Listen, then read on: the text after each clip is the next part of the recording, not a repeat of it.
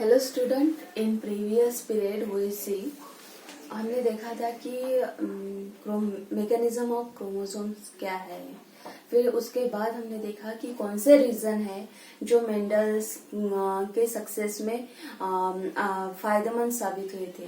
Then उसके बाद हमने देखी थी जेनेटिक टर्मिनोलॉजी। उसमें हमने सारी टर्म्स जो इस चैप्टर में रिपीट होने वाले हैं वो टर्मिनोलॉजी की इंफॉर्मेशन देखी थी।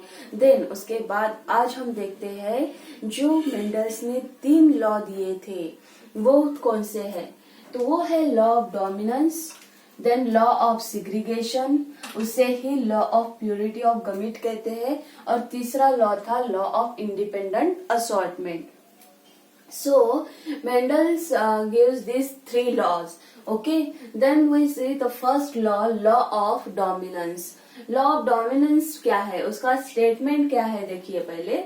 Law of dominance, when two homozygous individual with one or more set of contrasting characters are crossed, the allele character that appear in F1 are dominant and those which do not appear in F1 are recessive. So those are appear are dominant and those do not appear in F1 are recessive.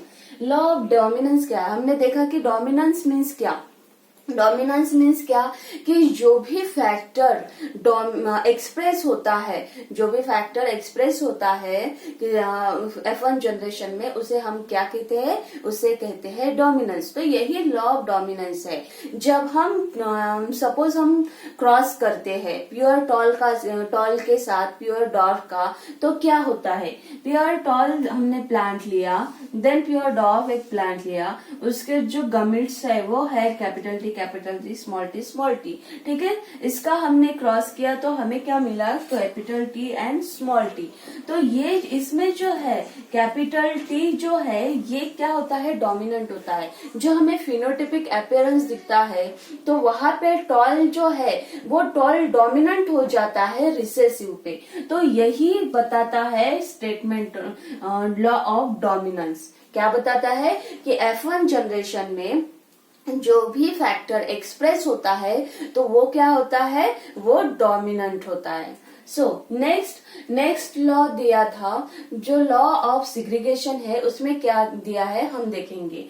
तो law of segregation इसे ही क्या कहते हैं, law of purity of gamete.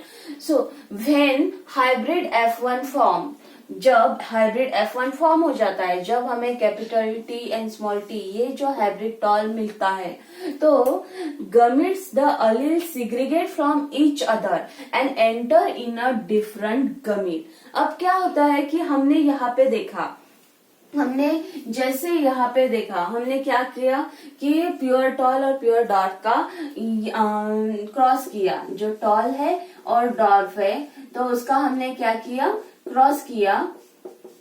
इसमें ये जो है हमने क्रॉस किया तो हमें क्या मिला, एक हाइब्रिड टॉल प्लांट मिला। इसमें क्या हुआ, इसमें अब जो है ये दोनों कैरेक्टर है, मीन्स डोमिनेंट जो है टॉल भी है और रिसेसिव भी है जो डॉर्फ भी है।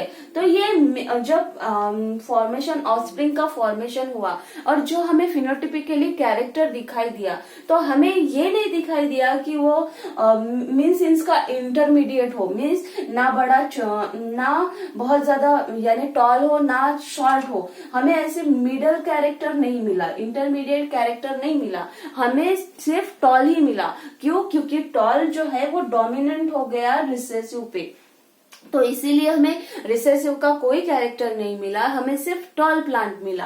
अब ये जो है कैपिटल एंड डॉर्फ ये एक साथ रहेंगे जब तक वो प्लांट है या जब तक वो थ्रू आउट द लाइफ वो क्या होंगे, एक साथ मिलेंगे। लेकिन इसका मतलब ये नहीं है कि जो रिसेसिव गमीट है वो अपने जो रिसेसिव जीन है वो अपना कैरेक्टर ही भूल जाए या उसके साथ मिक्स हो जाए, ये नहीं होगा। ये दोनों कैरेक्टर जो है वो एक साथ रहेंगे विदाउट मिक्सिंग। ये अपने कैरेक्टर को मिक्स नहीं करते हैं, मीन्स टॉल और शॉर्ट जो है उसका कॉम्बिनेशन होके हमें एक इंटरमीडिएट कैरेक्टर मिले, वो नहीं होता है। ये टॉल सेपरेट ही रहेगा और जो डॉर्फ है वो सेपरेट रहेगा। जब भी इसका गमिट फॉर्मेशन होगा, अब ये पूरा बन गया तो ये 2n नंबर बन गया पूरा। इसमें कितने क्रोमोसोम्स होंगे, इसमें ये डिप्लॉइड होगा, इसमें 46 क्रोमोसोम होंगे।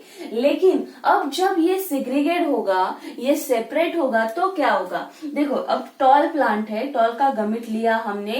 ये जब टॉल प्लांट है तो ये टॉल प्लांट जब गमिट फॉर्मेशन करेगा, सपोज ये जो टॉल प्लांट है ये जो गमिट फॉर्मेशन करेगा, तो क्या होगा कि ये 2n नंबर है, तो सपोज ये कैपिटल T n नंबर बनाएगा और ये दूसरा T वो n नंबर बनाएगा। ये प्योर है इसलिए।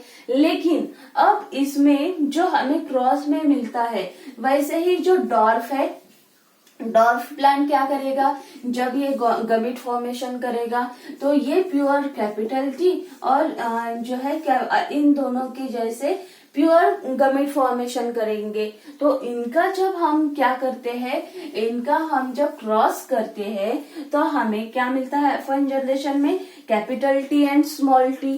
ये जो है ये हाइब्रिड टॉल है, यहाँ पे टॉल जो है डोमिनेंट हुआ है और रिसेसिव कैरेक्टर उसके साथ है। अब इसके फर्टिलाइजेशन के वक्त जब ये जो है ये डिप्लॉइड जो गमिट है वो गमिट्स फॉर्मेशन करेंगे, तो क्या होगा कि कैपिटल T और स्मॉल t जो है ये दो टाइप के गमिट फॉर्म करेंगे। जब प्योर थे तो उन्होंने कैसे किए, उन्होंने एक ही टाइप के गमिट फॉर्मेशन किए। अब ये हाइब्रिड है तो ये हाइब्रिड एक टाइप का गमिट फॉर्मेशन नहीं करेगा, क्योंकि उसके साथ दूसरा भी कैरेक्टर प्रेजेंट है, दूसरा भी जीन प्रेजेंट है। इसीलिए वो क्या करेगा, वो दो टाइप के गमिट फॉर्म करेगा, एक तो कैपिटल T और दूसरा स्मॉल t।